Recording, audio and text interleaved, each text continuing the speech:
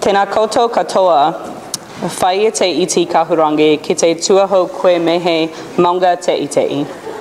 No Kentucky aho ko Sarah tōku ingoa, ko Ann raua ko Brian oku matua.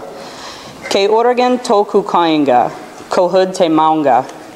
Ko Elkhorn te awa, ko Pacific te moana. No reira, tēnā koutou, tēnā koutou, tēnā koutou katoa. This introduction is called a mihi mihi in Te Reo Māori, which is the Māori language. It's a formal introduction that allows people to share who they are and how they are related to the land and their whakepapa, or their ancestry. Mine translates to, greetings everyone. Seek the treasure you value most dearly. If you bow your head, let it be to a lofty mountain. I am from Kentucky. My name is Sarah. My parents are Ann and Brian. Oregon is my home. Mount Hood is my mountain. Elkhorn Creek is my river. The Pacific is my ocean. Therefore, greetings to everyone thrice over. Showing how I'm related to the land and certain people gives you all the opportunity to understand my worldview and how I relate to each of you, both spatially and genealogically. You can see that I have close ties to the lands of Kentucky and Oregon, and if I were giving this mihi mihi in southeastern Kentucky, where my dad is from, people there might be able to situate me within my family line.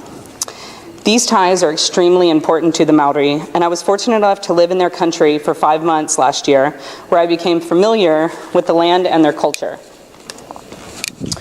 Oh, that didn't work. Oh, there it goes. Okay. I first became acquainted with the land in my stay at Shakespeare Regional Park, and yes, that is spelled correctly. It's about an hour north of Auckland on the North Island, and during this time, it became quite clear to me why this land is so special. It also became quite clear to me why they call it Aotearoa, which is land of the long white cloud. New Zealand's landscape was the first thing that drew me to it as a child. Its rolling hills, beautiful trees, snow-capped mountains, and pristine coastal areas lure millions of visitors there every year. It's not hard to fall in love with the landscape, which I did on several occasions, as there seems to be no end to its beauty. I lived and attended school at the University of Otago in Dunedin on the South Island from June to November of last year. 2 of the classes I took centered around Māori culture and language, with a focus on the Ngāi Tahu iwi, or tribe, whose ancestral lands encompass most of the South Island.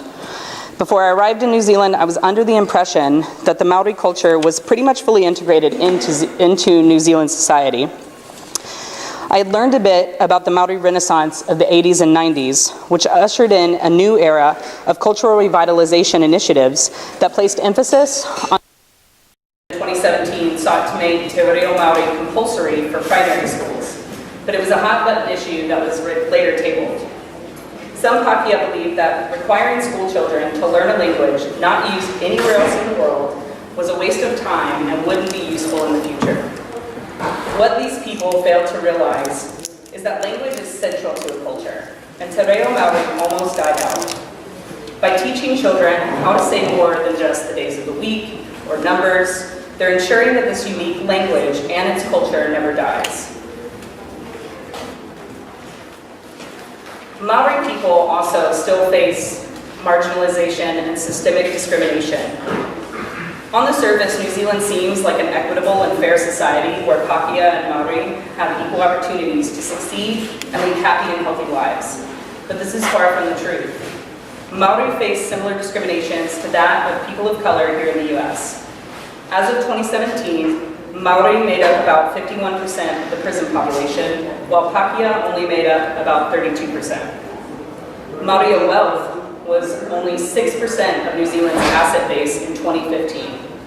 They also face racial health disparities similar to that of indigenous peoples here in North America. But positive change is happening. Māori are finding more representation in political arenas, and the youth are mobilizing in a way that hasn't been seen since the Civil Rights era. More and more Pākehā are embracing their Māori heritage as well, just as my language professor and my IFSA on-site advisor did. Each of them discovered later in life that they had Māori ancestry, and each fully embraced it. My language professor, Craig Hall, went so far as to seek out his family marae, which is a set of buildings on sacred lands belonging to a specific hapu, or a communal village. The conversation surrounding Māori identities is changing due to Pākehā who are embracing their indigenous roots. Many New Zealanders are finding that their heritage doesn't only come from Europe, but it also comes from the land of Aotearoa.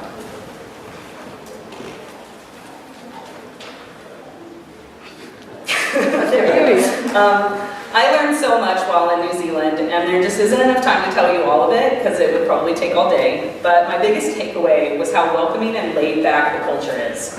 I feel that much of the Kiwi attitude can be attributed to the Māori, as they are some of the most humorous and loving people I've ever met. If you ever get the chance, please, please go. It really was the greatest adventure of my life thus far.